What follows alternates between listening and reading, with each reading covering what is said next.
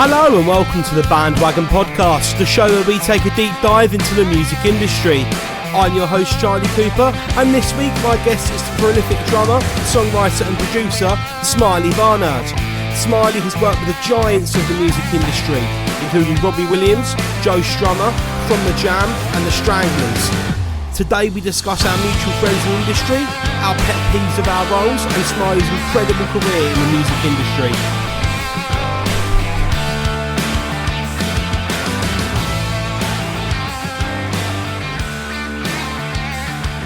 Smiley, thanks for joining me, mate. How are you? I'm very well, thank you very much. How are you today? Yeah, good, thanks. Good. Been looking forward to this one. So, yeah, thanks for joining me. Pleasure. So, my first, I'll ask a very open question. Your CV is massive. You've done a lot over the years. So, for anyone who isn't aware, can you give us just a whistle-stop tour of your background, where it began? Okay. Yeah. So, kind of best known as being a drummer, and across the last 30 years I've played with countless people, but the ones that the biggest known ones I would say are probably Robbie Williams, Strummer, The Alarm, the Mock Turtles, Archive, Stranglers, blah blah blah, you know, and the list goes on, the list goes down, shall we say. And then I'm also a producer, so I own a studio in Hampshire. So I've been like a producer for the last kind of 10 years. So I've produced hundreds of albums and you know, stuff, which has been great. And I write. I've done about 9 solo albums, and I've written a book which is called Clang. And from that book, there's now a podcast called Clang the Podcast, which is on YouTube. There you go. There's my life. So Lovely. Lovely speaking to you. Cheers. Nice one. And that is the end of the Bandwagon Podcast. Next week will be even shorter. The world's shortest podcast. Yeah. He was that interesting. Yeah. So, I mean, off the back of that, some of the names you've mentioned there, I mean, I've got to go with, for me, at least, the obvious one, Strummer. How did that come about? Well, I finished doing Robbie, and then... it's funny because I get this a lot, you know, how did you get this? How did you get that? And in hindsight, within the music industry, it's word of mouth, man. Like 95% of stuff you get in music is word of mouth. I'm sure it's the same with you for gigs and stuff like that. You know, very rarely does anything just like randomly just come up. It's usually somebody who you've played with is playing with somebody and they recommend you. I think the Strummer one was one of the boys in Robbie's band, or 2 of the boys actually. They went off to do Strummer, and then the guy who was doing Strummer got offered Marianne Faithfull. So it came up, we need a drummer, and they put my name up for it, and I went in, and I I remember pulling up to the car park, and I went through the gates, and this cool cat walked towards me, and he leant in the window, and he just went, "You must be the boy. I'm just going to get a paper." And that was it. And he just kind of walked off, leather jacket, the hair, and I was like, "Oh my God!" And he was such a dude, man. That first day, he did this thing, right? And it's the nicest thing. That, like, so the album was pretty much done, Rock Art and the XO style, right? And Jed Lynch had already done it, and so he basically said, "Look, I want you to play along to the tracks like Jed has, and you know, here's Jed's version, da da da da. Can you do it?" So I just did it, and it was pretty, you know, it was doable stuff. And he's sitting there going, I like him a lot. And he went, and then he said, we've still got a track in these drums, haven't we? And they said, yeah, there's one. He went, give it to him, let him record it. So he gave me a track, which was so I would always be on whatever happened, one of his albums. What, like, that's the nicest thing. And then within this crazy, like, couple of hours, Jed Lynch then phoned while I was there and said, I'm not going to do Marianne Faithfull, so I can still do Strummer. And then I was like, oh. And so they were all kind of, what we're going to do, what we're going to do. And I just said to Strummer, look, whatever happens, man, you know, just fully heart, it's fine. And he was lovely. He gave me a big hug. And then and then the MD just said, like, look, I've got to think about this. And I went, okay, let me know. And I went home, and the first thing I did was I messaged Jed, the drummer, and said, look, mate, this is going to go between me and you. Whatever happens, we'll never fall out about this, will we? And he went, no, it's not our decision. And we stayed pals, and I happened to get it. And then did the next couple of years with Strummer, went around the world a couple of times, and he was a dude, man. He was a dude. Mate, I bet. No, absolute hero of mine. I'm really, really that. Yeah, I saw you do. You did London Calling. I did, yeah. Brilliant version. Thank you. Cheers. That's kind of a bit of a signature cover of mine. That and Tube Station. And I'm another one to move on to. I actually, in my prep for this, listened to I tried to listen to one episode of Clang. And I was scrolling through and I saw Baz Warren. I was like, well, that's the fucking one I'm listening to then, isn't it? You know, what a dude he was. Oh my god! Again, another hero of mine. I've seen him play with the Stranglers a few times, and another one of my favourite bands. I remember saying to my dad when I was 14, I'd like to collect proper records. He went, I've got a load in the loft. We'll get you a player. And there was In the City, Modern World, Unknown Pleasures, and another one of them was Rattus. And just what an album! I've always said with them they were too good to be considered a punk band. Same with the Clash; they were musically too good. And the Jam, and the Jam, and the Jam, all the bands that were kind of tarnished, not tarnished, but like painted in a certain, you're a mod band, you're a punk band, you're a blah blah blah. They were bands; they were proper bands, and they were proper songs. They just were a part of a movement. I was lucky enough to play with the Stranglers this year. That was a really bizarre thing. I got a call just from the drummer saying, look, we're going on tour in 2 weeks' time and I've hurt my hand. So can you come and rehearse up? I had to learn 30 songs in about like 5 days and then go in and play it with them for 4 days. And I was the first, so I went in with the drummer for a day and sat and played, and he was talking me through it all, playing to like the live versions and stuff. And then I was doing Peaches on my own in there, right? And Baz came in and he gave me a big hug. Wow. And then we went out for dinner with JJ that night, who's an incredible human being, right? He's a scary motherfucker, but he's like a karate expert, isn't he? He's the highest ranked Dan outside of like Japan or something like that. Right. He's a monster, but he's a really nice bloke and he's a really intelligent guy. And then the next day we went in to rehearse, and he stood there and he went, right, well, we better do this. Then he went, let's start with something you might know. And he went, right. And I looked at him and I just smiled and I just went, down. And do you know what? Because I'm now playing with the Stranglers, and ironically, I didn't do the tour. I was on standby for the whole 3 weeks, and they did the last show at the Albert Hall, and I went, and then I saw the drummer. And he went, I haven't got a single more gig. He said, if there'd been one more show, you would have been doing it. So wow. But we became really good friends. I mean, me and Baz have stayed in touch and stuff, and and they put out a live album, and they gave me a thank you on the album and stuff like that. So really nice. Yeah. Nice when you meet your heroes and they are cool, you know what I mean? Of rehearsing with them. And that, ironically, what you just said, we got a lot of things tied in, me and you. The first track I played with Foxton was Going Underground. Really? And he was like a small rehearsal studio, and he was standing there. And he went, right. He goes, let's do it. You ready? Count us in. And it was like, da, da, da, da, da, da. And it was like, and there he was. And he plays like him. No one else. No. So I've been so lucky to play with these legends of especially bass players, being a drummer, like to have played with Foxton and with JJ. Yeah, most people, they're in the top 3 of most people's favourite bass players. Yeah. I've done 2 of them, which is amazing. Yeah, the other one's normally Iron Whistle or something like that, isn't it?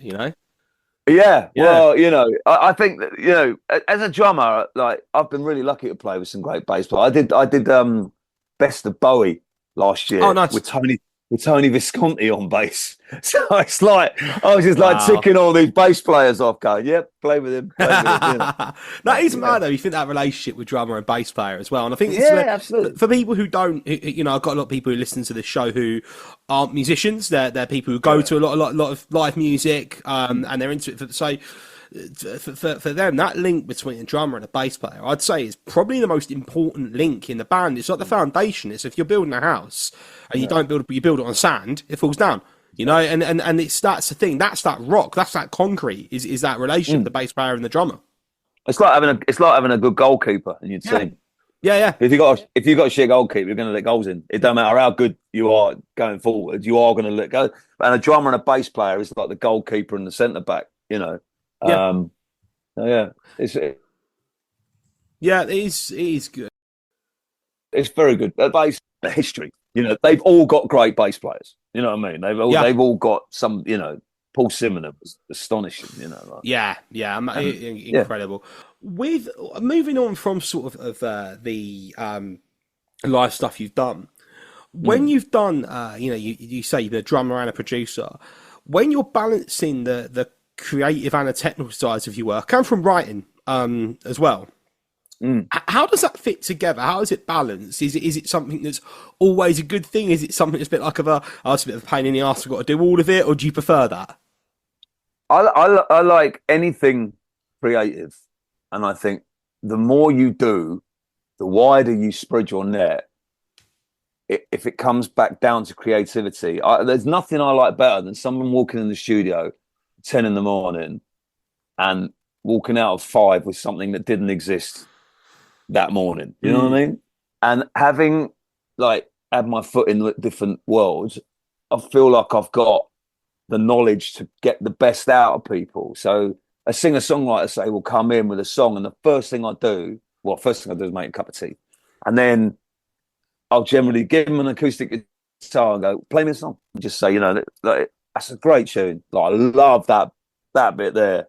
And then I might add my, ideas and sometimes say, you're using that bit as the chorus. The bridge is the chorus. That's the hook. Maybe you should, and flip it around a little bit and then start recording and just bringing out the best in people, because everybody's, got these creative juices flowing in them, and it's just what your job as a producer is to kind of tailor them and just pull it all out of them. And I love it. I love creativity, and later down the line where these things get judged and stuff by people, I don't really care. I don't really care what people think. It's like, if that person's happy with what they've achieved, then, if someone likes it, then great. If someone doesn't, then move on. It's not a problem. You have to have thick skin with, I've done it with my albums for years. And I did it. I started putting a little group of friends together that I would filter my stuff to. And I used to say, don't blow smoke up my arse. I'm going to send you a new track tonight. Tell me what you think.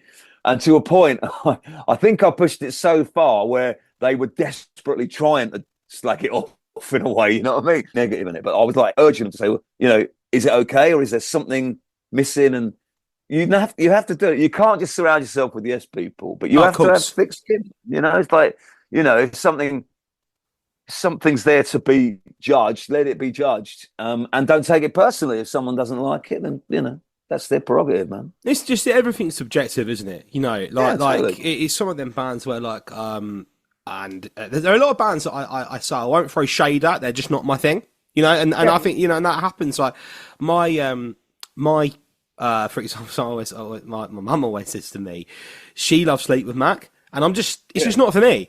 And she doesn't get it. She just doesn't get it. And I'm like, no, I'm not saying they're bad. Never said that. It's not your thing. Yeah, and I say to her, well, cool. I love Linkin Park. Yeah. And she's like, oh. I'm like, well, there you go. There you go. Absolutely. Listen, if you and your mum like the same thing, it's a bit weird. Yeah, exactly. Having said that, tell your mum I love Fleetwood Mac. So there you go. She'll listen to this show now. But it's a funny one, with those links. And I think when I first ever started recording, I thought a producer's job was to do the tech. Engineer. The engineering side of it. I didn't really know what a producer did. And what a learning curve it was. Do you know what I found really early on at band in the studio? The first thing you need to work out is where the dynamic is, right? Because there'll be a dynamic within that band. There'll be one person who is running the show, shall we say. Then you work out who the slightly negative one is. So say, for instance, the bass player is the slightly negative one. So your job is to try and get your idea through the bass player. Because once you can get it through the bass player, you know the others are going to be okay. So I'll kind of play tricks on them where I'll make out that it's something is the bass player's idea, and it's a really good idea. And that bass player's ego will then go, "Oh yeah, cool, yeah, cheers." And you go, "That's a fantastic idea, that da da da da." And then you've basically kind of sneaked your idea in the back door. I've had loads of bands over the years where, you can tell they hate each other, and it's all you're doing is you're putting out fires all day to keep the singer and the guitarist away from each other, and that the drummer and the bass player don't like each other. It's weird, man, but you just got to create a bit of love and harmony. Like people like my studio because it's like a happy vibe, and it's very creative and it's very relaxing, and it's taken me a while to get that right, that balance. But that's just people skills, isn't it? Like anybody can be an engineer because you can pick it up off YouTube, like knowing how to run Logic and stuff and place mics and use compressors and stuff. You can teach anybody that. To be a producer is more personal thing. Like the more I've got to know famous producers, I've taken real note. When I used to do more drum sessions, I used to stick around after I put the drums down, and I'd watch the producers and how they worked with people, and I learned loads through that. So it's a very personal thing. And it's fascinating. I love it. I'm fascinated by the whole scenario. Yeah, and he's something that I always really enjoy in the studio, and it's with stuff, for example, the stuff you don't necessarily think about when I'd go back in, and the bar producer Christian, who was on the show a few weeks ago, actually, would be like, "Oh, I've done this with the EQ," and I'd look at him like blank, like right, okay, and he'd play it back to me.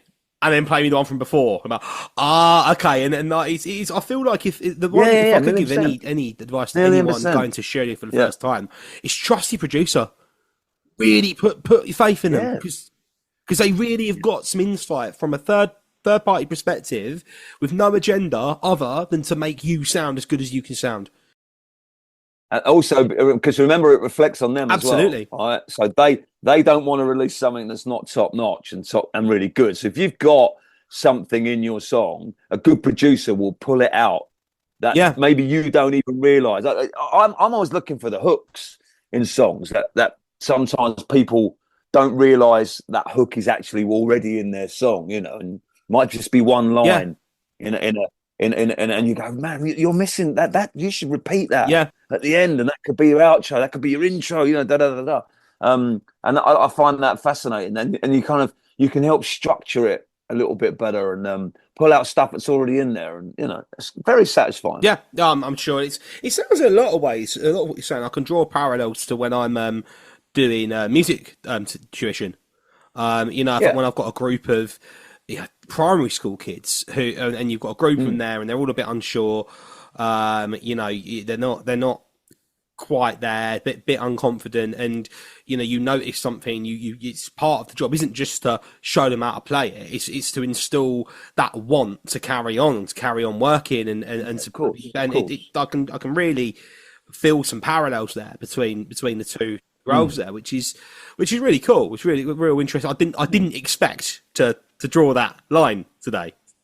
Yeah, no, very much. And you'll find, the way you're doing that from your teaching perspective, if we worked together, I think we'd work really well together, because we, kind of you as a teacher getting and me as a producer, I think we'd work very well. Yeah, it'd be interesting. It'd certainly be interesting, wouldn't it? Yeah, I'm sure we would do.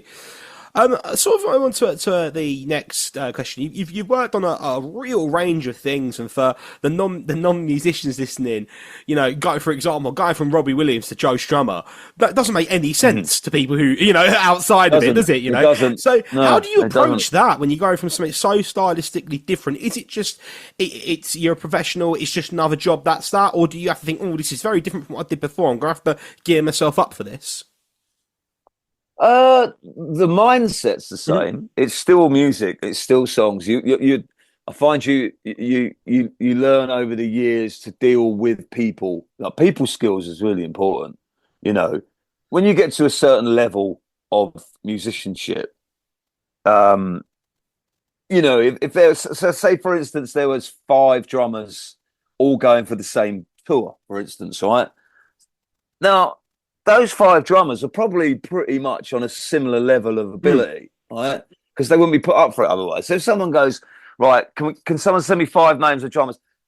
They'll take the drummer who's got the best personality that will fit with the other people in the band. Not necessarily the best technical drummer, but someone who's toured before, someone who's quite an easy going, someone who's not a nose when they've had a drink, someone whose timekeeping's quite good, someone. I got it. When did I get it? The Bowie thing I did last year.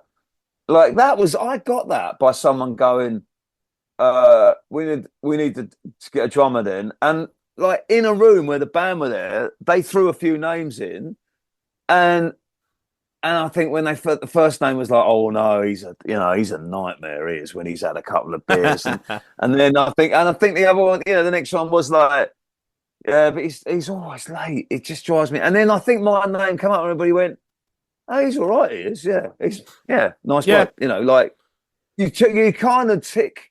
And I know, anybody would be the same.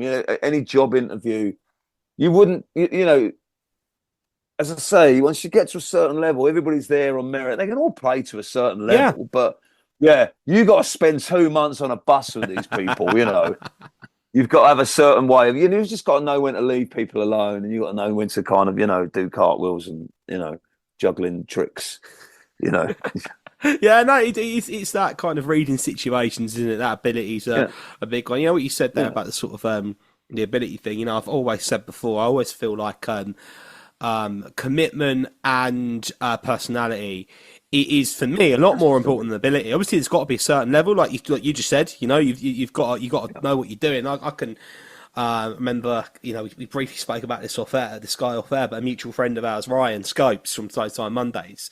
So when I was starting the band that we formed together, I had a drummer and I had a guitarist. It's like finding a bass player, they're rare and rocking all shit. And I just turned up to his guitar lesson, and he was getting pretty good. I turned to his guitar lesson for bass. He was 17, just turned 17. And I said to him, right, rehearsals Thursday, first gig Saturday. There you go, right? And I knew I could teach him the root notes and a couple of thirds of these songs that we were doing, mainly originals as well, which helps, because there's nothing to follow to a rigid structure as long as it's in key. And I knew full well he's going to be all right to work with. I just knew before that, and for me it was the obvious choice. I could have gone out and put ads up on join my band or whatever, and I could have found someone who would probably. He's done that. Yeah. But that's the whole point. You earn that respect, right? It's not something you just, that's something that people will kind of grow into over the years. And that's why when you look on the TV and you see, people playing in bands or for artists and stuff, I can name them all. Like, if you turn on the telly and see Take That, you go, I know the bass player, I know the drummer, I know the guitarist, because they're all brilliant players and they've all been going for years. And there's a reason why they get asked to come back, because they're just great players, Yeah, absolutely. And I went great people. Yeah, I went to, I was lucky enough to go to BIM, and quite a lot of my tutors were some of these people. Guthrie Govan, Ian Sillett, for example, Jason Knight, keyboard player. Is Vinny doing it then? The drummer? Vinny was there. Yeah, Vinny. I like Vinny. And Russell, the bass guy. Russell Yes, Carr, he was really there. cool. Yeah. No, I remember Vinny had done some work. He'd done some work with like Mel B or somebody.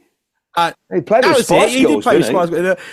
He would walk in and into class. And when he'd be like, "Look, it's Vinny from the Spice Girls," he'd be like, "Fuck off," and he'd go and sit down. Like, he's a really nice guy, Vinny. I always really liked him. He's lovely. Yeah, another Yeah, one, a mate of mine was. Oh god, the name's gone. This is really embarrassing. It was the guitarist out of Reef. Oh yeah. Yeah. Name's I'm gone. the same. But Yes, but he's a yeah, dude, he's really nice guy. He taught a mate of mine. He was actually a lead guitarist in Maha City, and he's walked into the guitar class, and they've got about 15 of them sat there. And as he's walked in, all of them have gone "Digga-digga-din-din, din-din-din," and he's just looked at them and gone, "Never fucking do that again." Right. Yeah. But the thing is, this is the other thing. You see, like, you know, if you're a musician, you know, it's a great advice to younger musicians. Don't stick your eggs all in one basket. You know, you can't. I can't just be a touring drummer, because if there aren't any tours going on, you're going to sit on your ass for, like, you know, 6 months. You know, at the moment, I've had a couple of cancellations this year. Lost like a 50-day American tour because of someone's illness, not mine. You know, like, so then suddenly it was like, well, luckily I could kind of cover it with some studio stuff and a little bit of kind of, you know, playing for other people. But like, if I was just the drummer, I would have had nothing to back it up. So it's really, and a lot. It's like you're saying with Bim, you know, it doesn't matter. Like the guy from Reef, man, you'd think he's like, well, he plays with Reef, yeah, but look what Reef do. They do the festivals. They might do a couple of tours in the year. He's got to fill the rest of the time. Oh, absolutely. Yeah, it's what you know. What else do you do at that point if you've not got, like you say, if you've not got anything else going on? It's something I've done recently. It's I've started to do DJ sets, like Northern Soul and Ska DJ sets.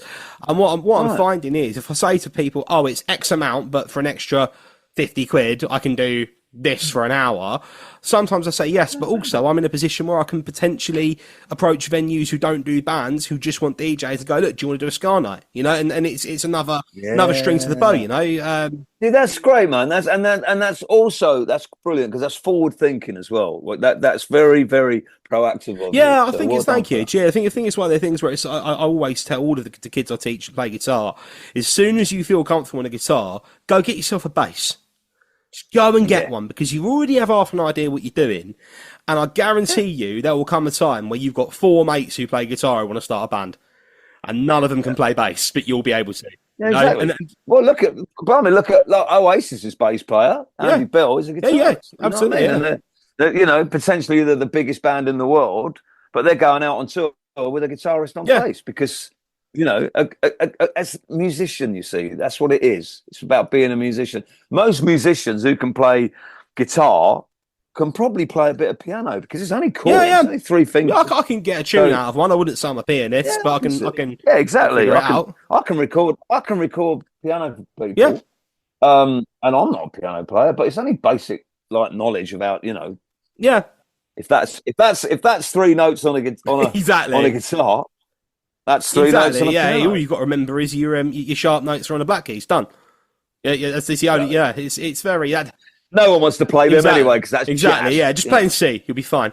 Yeah, stay in C. There's a funny you show. There's this concept album that my cousin told me about. I have to find out who it was by and let you know, of this guy. And he was basically, the album was him documenting himself how to play piano, and the first song's just in C.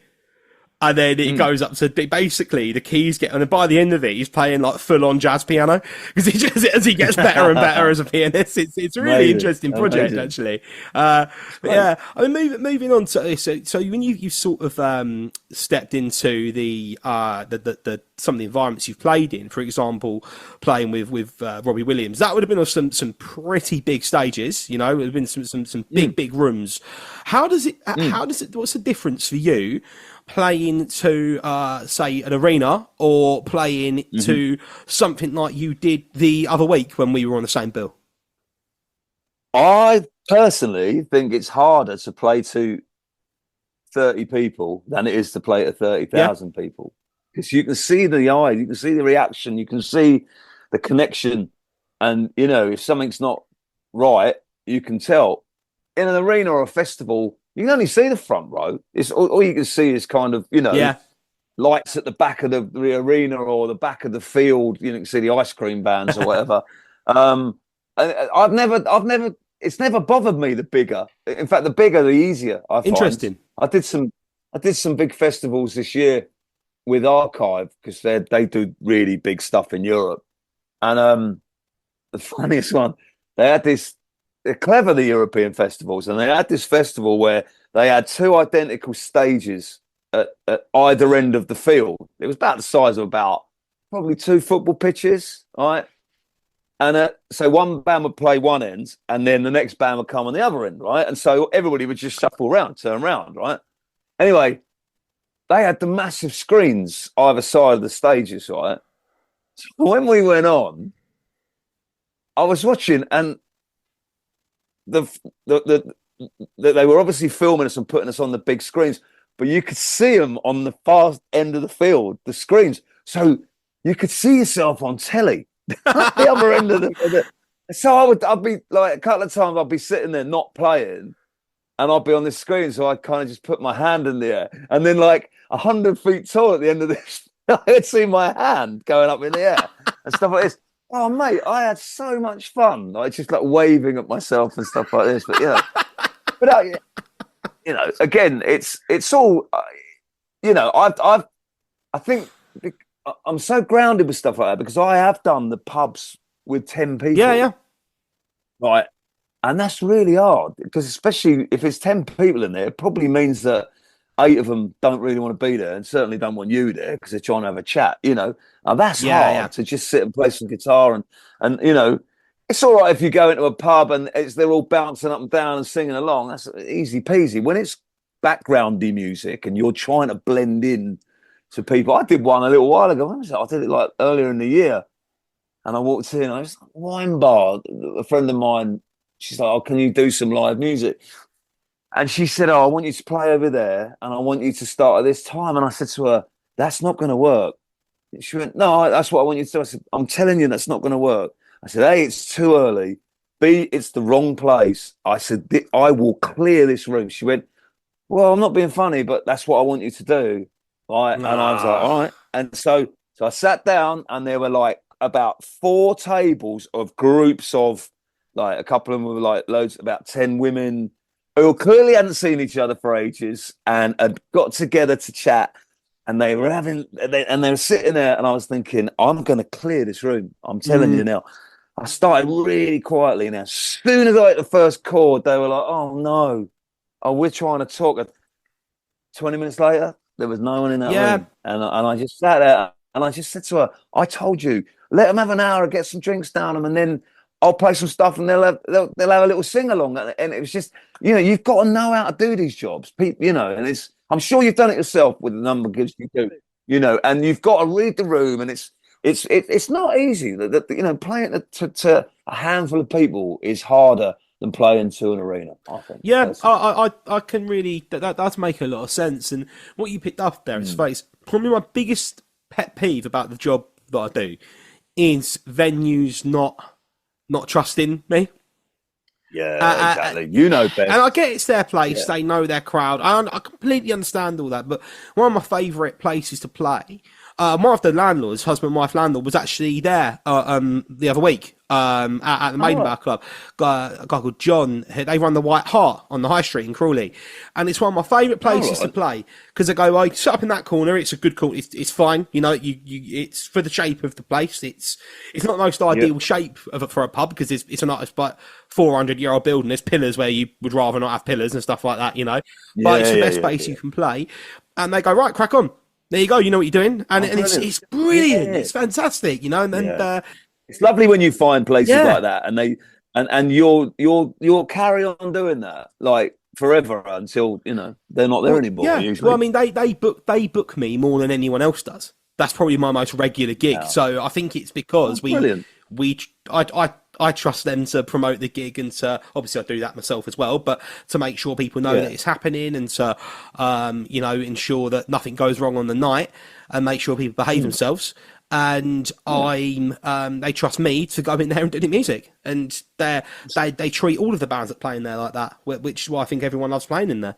But yeah, it's great. There's not that many of those venues left, though, no. is there? That's the real shame. When you get one like that, over the years, I've seen them come and go, and it's such a shame because they're like family, aren't they? And everybody knows you're going to play there, so they turn up and they know what they're going to get, and then suddenly out of the blue, that place will disappear because the overhead's too much.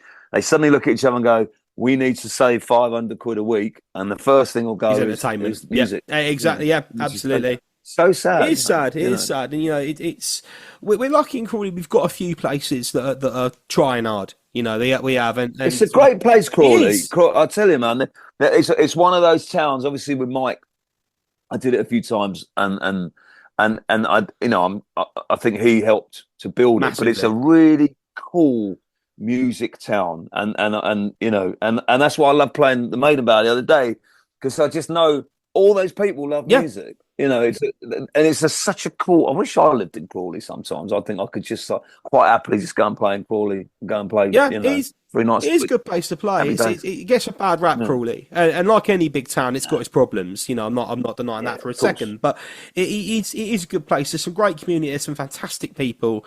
There's some absolute nutters that I love because they're real characters. And sort of, I guess that brings me on to our next point. I've spoken about Mike Dobie quite a lot on this show because, of course, everyone here knew him and loved him. So, how did that how your relationship and working relationship with Mike start?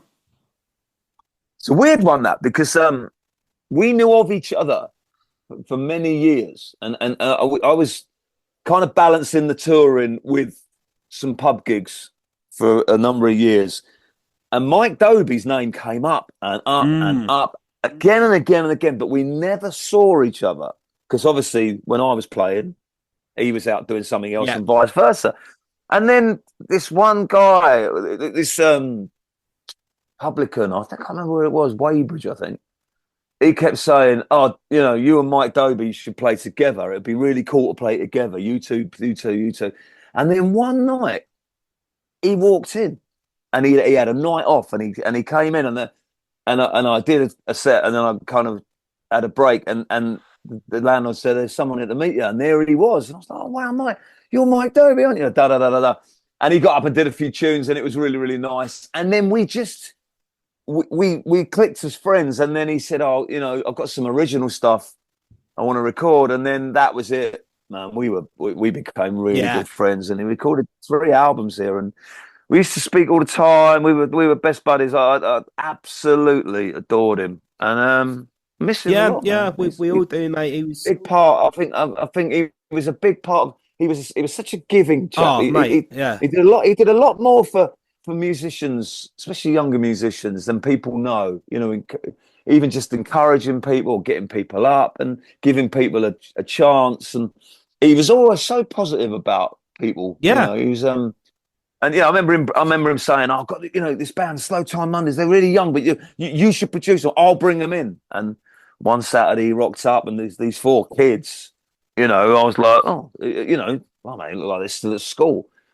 But he was like a godfather to them, and he kind of brought them and eased them in, and then they became who we now know as this fantastic band, and it's like he passed them on to me. It was really sweet. This is what was so lovely the other day to have a chance to kind of honour him, as it were. And that stage being named after him, and the mural and everything. Yeah, there aren't that many like local heroes like that, and Mike was one. He was, yeah, and he's great, man.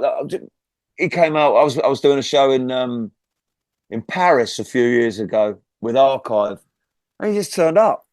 He rang me. He went, "If I turned up in Paris, would you be able to get me a ticket?" I said, "Yeah." He went, "Right, I'm just getting on the train." And there he was. Yeah. And he, in the end, I said to him, like, "Come back on the tour bus with us," and he loved it. And everybody was saying the next day, like, your mate Mike, and he's lovely, isn't he? Like, great. I've Everyone I did. He was massively influential on me. I said the other night, just before I started playing, my dad saying to me when I was 16, look, there's this guy plays in Crawley called Mike. He does all the sort of music you listen to. And I was just starting to get into bands and stuff at the time. I said, I'm going to take you go watch him. My dad knows everyone in Crawley. He's just one of them. And he went, I know the doorman. We're going to get you in. Right? I'm too young to be in there. And he's got him in there, introduced Mike, blew my mind. And he said to me, look, add me on Facebook. If there's anything you ever need, anything I can help you with, tell me. Well, and that's what he was like. And he let me open for him a couple of times and all that sort of stuff. Yeah. And when I formed the band with Ryan, My High City, he dragged people in to see us. He would make sure people did. My favourite memory of Mike is we had a gig in Chalk Farm at a bar called The Enterprise opposite the Roundhouse that you might know, and it was a midweek gig, like a student night thing. And because it was the only chance Mike really ever would get to see us would be anything midweek, of course, for through his work. Him and Pauline and a few other people came to the Enterprise to see us. They came out to Camden in the middle of the week, right? And he was helping us get our gear up. So we're playing the function room upstairs that had a little stage in it. And I'm old school. I use valve amps and that kind of thing, you know. So he's helping me lump. Really, mate, I've got Fender Blues Junior, which looks small, but you'll know well, weighs a fucking ton, So I have started using a modulator recently because I'm just like, no, fuck this, I'm not doing it anymore. And he's helping me carry my pedal board, my amp, my guitars, and that. We're both like pack mules trying to get up the staircase. And I'll never forget, he looked at me and went, "This is a cunt on a stick." Right. And by the time we got to the top of the stairs, we come up with a Dragon's Den pitch for the inflatable guitar amp. There you go. Yeah. So, or the Kemper, as it's also known now. Exactly. You never see a guitarist carrying a heavy amp. You definitely never see a bass player doing it. No, anymore. they spring ahead. They turn up with, I've just got this little thing here, like picking it up. I play for a DI box when I play bass. That's a junior DI box. That's it. But that's the thing. Like, I'm sure there are many of people who've worked with Mike who've got like stories like that, like we've got, and what a great guy and what a legacy he's left. You know. Yeah, absolutely, man. Yeah, I do miss him. He was such a positive. You know, whenever you did anything creative, I'd always send it to him, and he'd come back. You know, I love it. Even if he said, well, what about if you try this? You always just thought, I'd always listen. Absolutely. To him. He had such a great knowledge.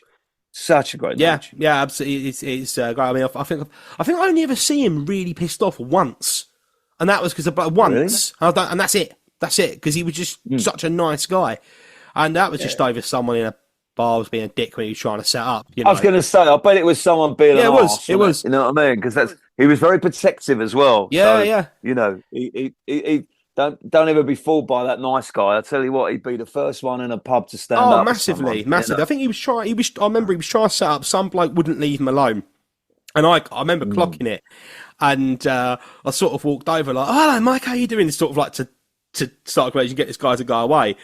And he was like, cheers for that, mate. I was very, very close to giving that bloke a slap then. I was like, I can see, that's why I come over. Oh, man, he was definitely old school. He was,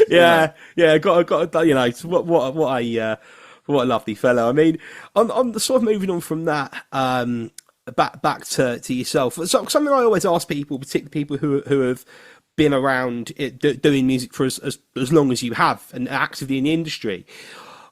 How's your perspective of the industry changed over the years with the change of technology, people's attitude towards live gigs, what file sharing leading to streaming rather than people buying physical copies of music anymore? You've seen a lot. You've seen it all.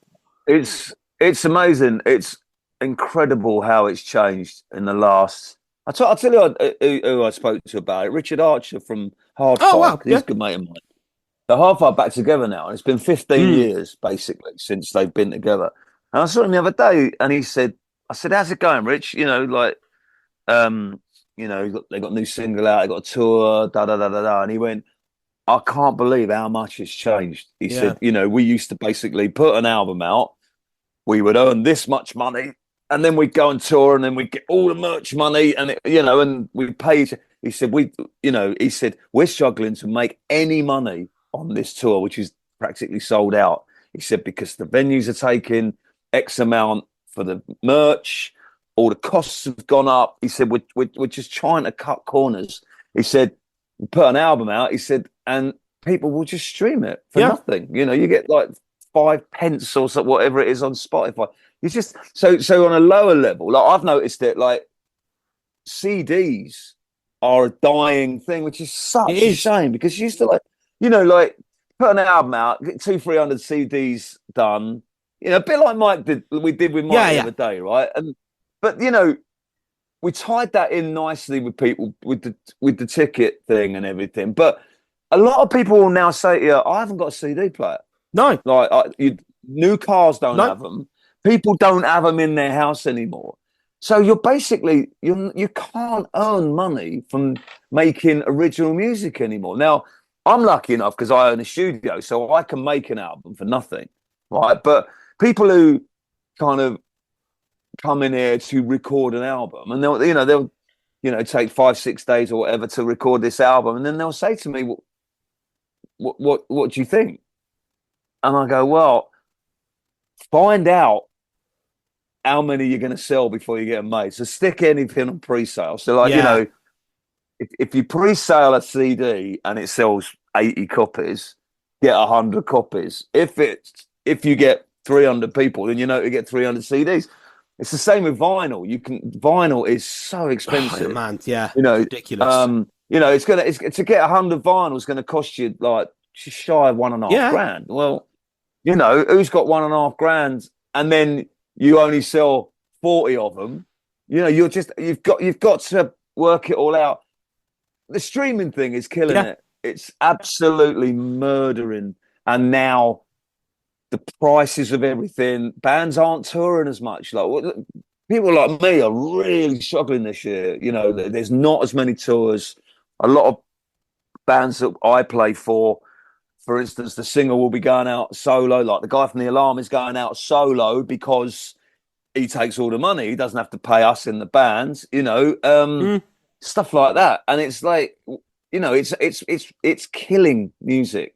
And even the big boys. So Oasis going out next year. All the people who were going to go and see 10 shows over the autumn of like bands like The Alarm and Dodgy and bands like that, they're not going because they did all their money buying 2 Oasis tickets for 500 notes each to go and see them. Let alone not going to see other bands. They're not paying their bloody mortgage so you can go see Oasis next year. You know? So it's called, you know, like expendable income, isn't it? You know what I mean? It's like the money that people put aside to go to gigs or go to cinema or all these things are dying. All these things that were rock solid in our world 10 years ago, like, you know, you would go to the cinema to go and watch a film. You'd go to the pub to see some, you know, bands play or solo play and all that, and then you'd go to gigs. These things are all dying. Pubs are shutting because to go and buy 2 pints of beer now is like costing you 14, 15 quid. It's insane. People just haven't got that money anymore. And it's dying. It's dying on its arse, left, right, and centre. And I hate to be the voice of doom, but it's like, you know, musicians are really struggling. Oh, absolutely. And do you know, it's another point you said about kind of like the cost of everything. I had a conversation with a mate of mine the other day about how football's not a working class sport anymore, man. It's just not. By the time you've bought train ticket to the game, them getting rid of concessions at so many clubs now for season tickets, you know, it's 7-8 quid a pint. You know, it's insane. You know, like you can get normally when I get to go football, I normally go on because I can't commit to a season ticket because of obviously what I do for a living. So if I go, it's normally say my brother ain't going, so I'll go on his ticket with my dad. So the tickets cost me nothing. That's still a 50, 60, 70, 80, 100 quid day out, depending on what we do. And that's without the ticket. Exactly, without the ticket. It's mad. It is mad. And concerts are the same. Concerts are exactly the same. You know, a mate of mine was at you'll know Deaf Guitar Pop, I'm sure. Deaf Guitar Pop, Scar Band. Mate of mine was at their 100 Club gig. I think he bought a beer and barely got change from a tenner. You know, it was that's Shepherd's Bush. It's 7-8 quid now. It's 7-8 quid. It's insane, and And you know, people will stop going out. That's the problem. I'll give you an example. I went out with a pal of mine last Friday night, right? I had a night off, and I said to him, "Why don't we go to that pub near you that does really nice food?" And he said, "Yeah." I went, well, do we have to book? And he went, "Well, should we take a chance?" I said, "Yeah, well, but we might not be able to get in." We turned up at 8:30, and there were 4 people in the pub. Wow, man! Right, and at 10 o'clock, just me and my mate. And I was talking to the landlady, and she's like, "We used to have music in here." She said, "But look at it, it's Friday night." She went, "There is no one here." Yeah. She went, "And there's no rhyme or reason for it, you know." And it's like that. As I was driving home that night, I was driving past pubs. There were like 8, 9 people in these pubs. It's a pub, and it's a dying breed. And so music in pubs, you know, as I said to you earlier, it's going to be the first thing that goes. You know, you need to save money. It's a business. The tours are, you know, American tours now are getting less and less because of the visas have gone up, and you know, there's not as many people going to the shows over there. The cost of the travel, mate, it's unless something changes, unless something flips, like it's just not going to be live music, and it's really scary. It's really scary, and it's so sad. You know, like I'm doing a new album at the moment. I thought I'd do a covers album, right? I've never done one before, so I've nearly finished it. It's great. It's Bob Dylan covers, Stones, Beatles. It's brilliant, right? And I've had a really great time doing it. And then I spoke to the guy who masters it today, and he went, "Well, when are you going to put it out then?" I said, "Oh, well, I don't know, next month." And he went, "Well, how are you going to do it?" And I was like, "I don't know. Yeah, I don't know this time. I don't know how many CDs I can sell this time, because I don't think many people are buying CDs. If I don't do CDs, what am I going to do? Okay, so I'll stick it on Bandcamp. You know, but you know, Bandcamp again, it's like a little bit like back of the car, isn't it? You know, like, okay, so you know, when's it going on Spotify? What, so you can listen to it? For nothing? Exactly. There is no way of, you know, you'd be lucky to sell 100 CDs now, because the people just haven't got CD players. I mean, the ideal way that I try my best to use any of those streaming platforms is I have a membership for pure convenience of listening to music, and then I buy vinyl. That's what I try my best to do. So I'm still supporting the band, but then I've got, you know, and then I guess, you know, I can listen to them and go, "Oh, if I like that enough to buy a vinyl, I will," you know. But that's not really the point. That's not really how it works. It shouldn't really work. You can't go to the cinema and go, "I'm going to watch a film, and if I like it, I'll pay for it." Do you know what I mean? It's ridiculous. You know, I'll go see my football team. If they win, I'll pay. That's not. Well, especially being a West Ham fan. Exactly, I'll be the cheapest season ticket anyone's ever bought, mate. Especially this season. But you're right, and it's right across the board, and it's getting to a point where, you know, none of us really know how to do it anymore. You know, as I say, all I've got is this lovely album's worth of really great versions of covers. You're in a minority saying that about buying vinyl and stuff. There are still people who are buying it, and I love those people. But it's just getting too, you know, you can't sell it for less than 20 quid a vinyl, because it just doesn't make any rational sense. You're not really going to make that much money by selling 100 vinyl at 20 notes each. What, you know, so you're taking a chance that you're just, what they're doing is they're stopping your earning potential, you know. And it's such a shame, but I think we've all got to wise up and realise that the world is in a bad state at the moment, it is. You know, and especially entertainment is the first thing. You know, as I said, cinemas, man. When was the last time you went to the cinema and watched a film? Honestly, tell you what, I did go and watch Deadpool v Wolverine.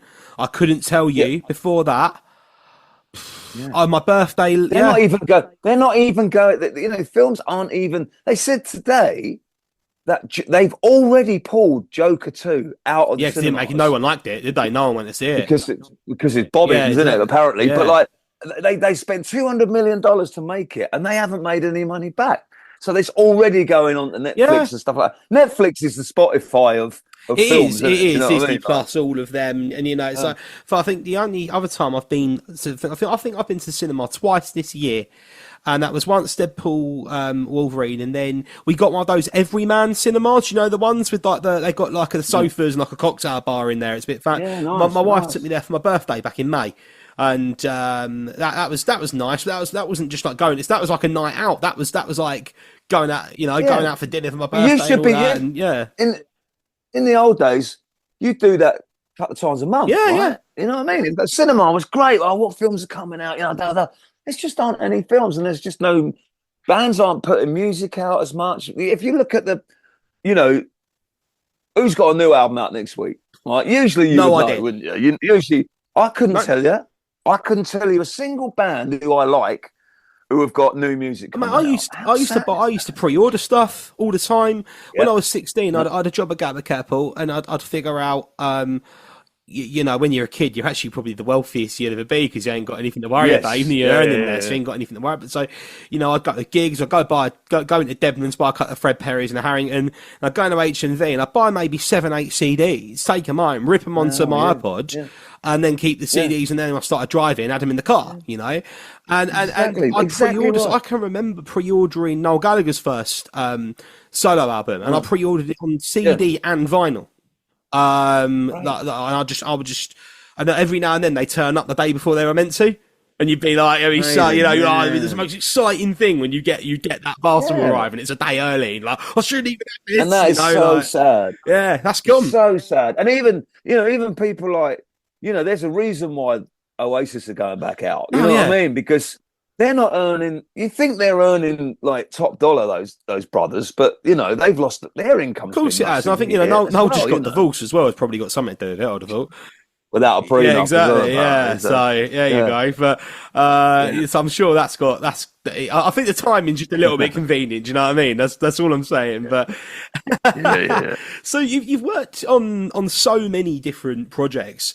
Of course, I'm sure you'll say some of the stuff with Mike, particularly the last album you did, and the reasons why you did that. Of course, let's talk about that one. But is there any others that hold a special place in your heart as well? Well, I really enjoyed because we know Slow Time Mondays, but that was a really slow process getting their albums together because they were growing as a band. So we did it across probably a few years. They would book a weekend and come and do a couple of tracks, and then it could be like 6 months, really. So it was right across. And I watched them grow as people as well, because obviously they were kids and then they became adults. Yeah, married with kids, mortgages, and every time every time they came back, the songs were better and better sculpted, and they were better players. They were more confident. So when we finally got to the point where, hang on a minute, we're only 2 songs away from an album here, and I remember them saying, right, we'll go and write those songs, and I just remember the pride. Of watching this band become, the finished article. That was lovely. Oh, what did I start doing this year? I did the Molotovs as well. Oh, nice! I've seen them a lot on TikTok. And that was, wow, man, what a band! Yeah, fantastic. They are going to be huge. In fact, they came in and I produced 5 tracks for them, and I just sat there. And when they left, I just thought, there is no way on God's earth I'm going to keep hold of them, because they are going to be. And I think they signed a new management deal. And as soon as they signed the management deal, the management were like, "Can you send us the WAV files?" I've lost them. Bands like that, it's just been a pleasure, and I love like being involved with it's great when the process of making an album with someone across a period of time, and then you kind of let it go, you finished it. I hate that moment. Like when, you've done the last say or nothing at the distance, and then like a couple of months later, there'll be like a little package in the post and it's the album, that's really satisfying. Yeah. I do a great solo guy called Billy Liberator as well. And I think I've done 3 with him. To me, he's like the new Mike though. Right. He's the guy who keeps coming back, and I love working with him and stuff like that. But yeah, as I say, it's been great. The last kind of 5-10 years has been amazing. I've had so many acts through it, But now it is, at the moment it is quiet. There's no doubt about it. The last real thing I did in it was Mike's album. Yeah. And that was a pleasure going back to it, and kind of, it was hard, hard sitting there listening to his voice every night, I can imagine, man. But that first night when I was on my own and I played what I had to see if I had an album's worth. And if you've heard the album, there's a couple where he talks at the end. That first night when I heard, and he went, "That's it, I'm off to go to sleep now." And I suddenly went, it's just, there's such great memories. Everything I've done in it. I was clearing out a drawer the other day, a CD drawer, and there was so many albums that had come through the studio.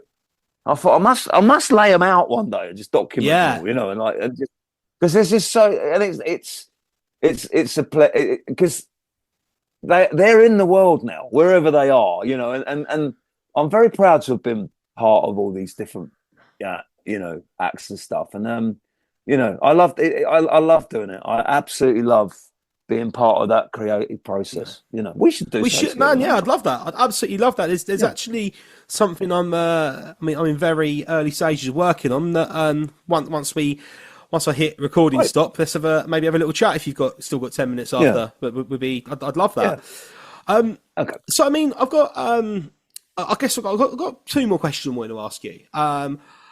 So the first one, so are there any new artists, for example, like you look at the way that some people have gotten around the struggles that we were just talking about, and you're using things like social media and streaming almost to their advantage. For example, Def and Guitar Pop are amazing at doing the pre-sale stuff and making fan clubs, and that database they've got, their fans are amazing.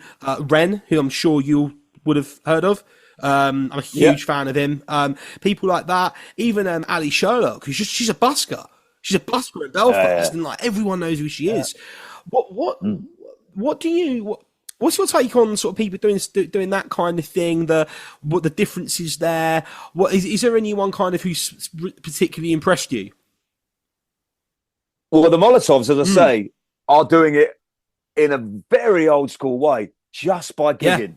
Like literally, they are out like 5-6 nights a week. Doing, like, they supported the Sex Pistols last week. They've got Adamant's tour, but they will play everywhere.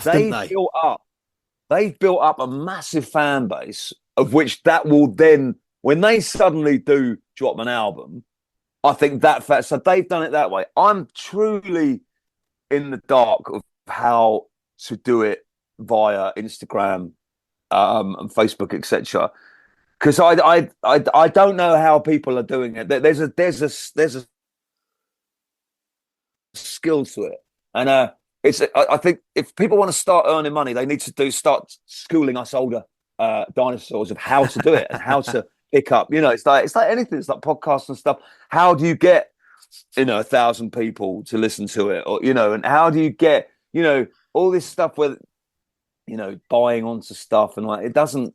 Some people know how to do it. As I said to you, like Rich Archer even said to me, "I don't know how it is working anymore." He said our management have got a social media department, and they know how to do it. They know how to, and it's a bit of an unknown for me at the moment. I don't quite. And a lot of the bands who come in, and so many bands will go, "Have you got what would you suggest we do with it?" And I'm not.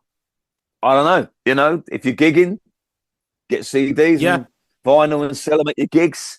If you can, get onto social, because record companies don't exist anymore. No, really. Not in the same way they and did. It's all about how many followers you've got on Instagram and stuff like that.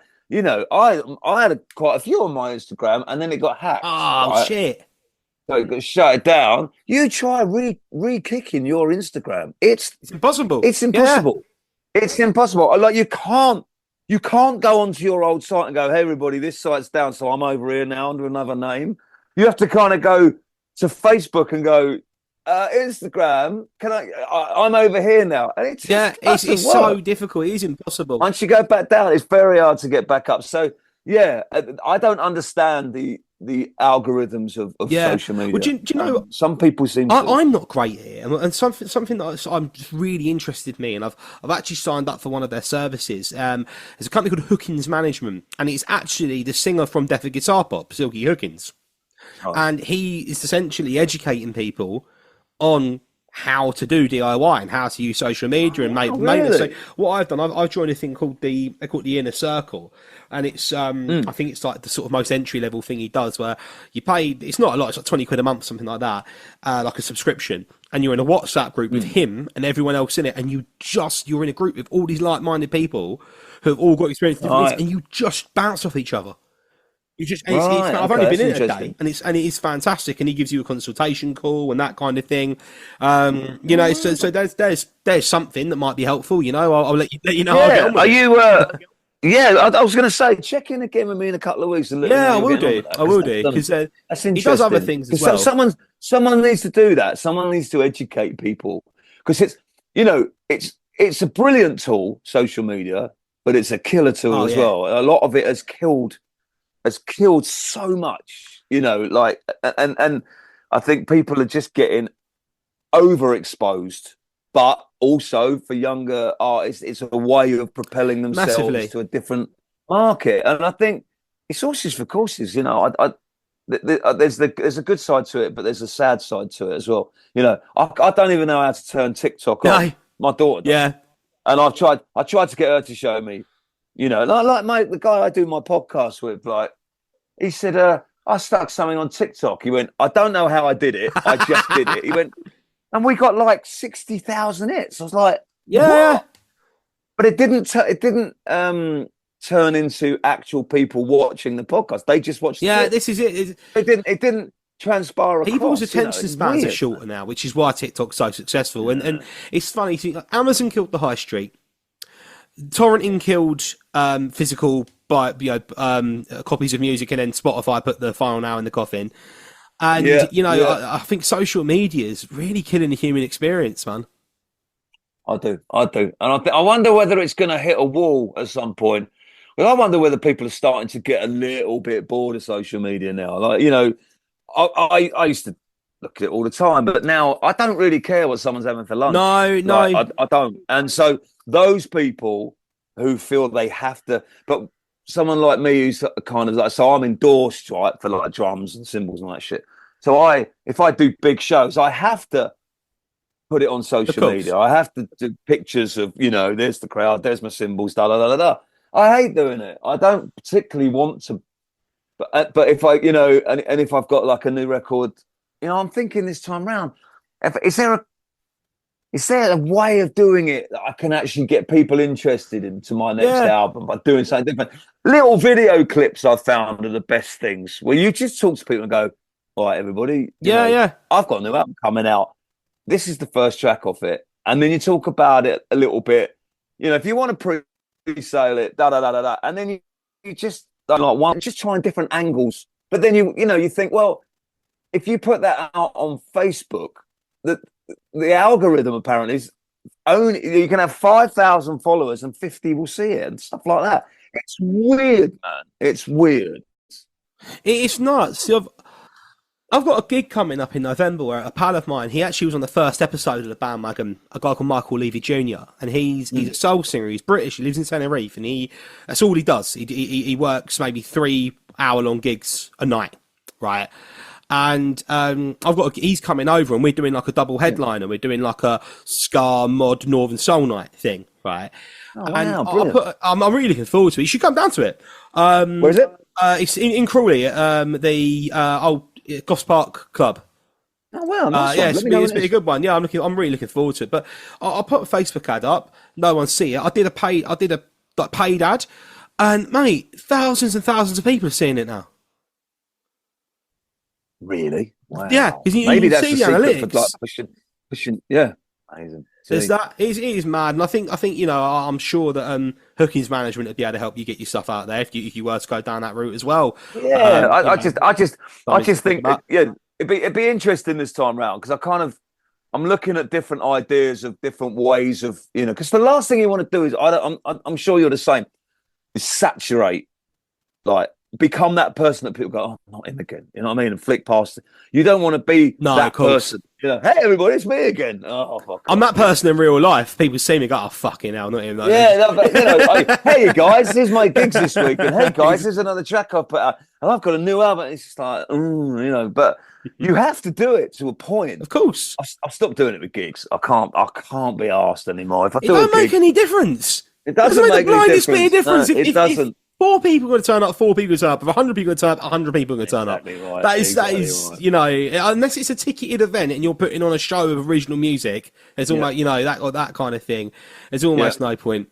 Yeah, exactly. Yeah. I think my last question for you, mate. Now, this might be a hard one because there ain't many people left to choose from. But out of the people that you haven't worked with, who, past or present, would love to have worked with that you've not done?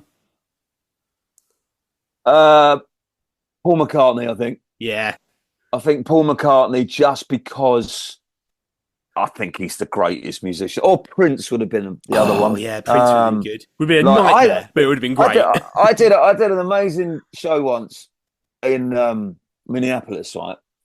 Which was I got talking to the guy who owned the club, and I got on really well with him, and we just had this connection, and I said, did Prince ever come here? He went, this was Prince's club. And so he came on the stage with me and he went, you see that little table there? He went, that was Prince's table. He said he used to sit there. He said he used to audition drummers. Wow. He said he used to have a week where he would just sit up there, and he said, and he would put a band together and he would bring a different drummer in every night and do a gig. And he said, that's how he got his drummers. And I was like, man, like, imagine. And I played the whole show that night, imagining that he was sitting there. It was amazing. It was like, really, really, you know. I always remember it.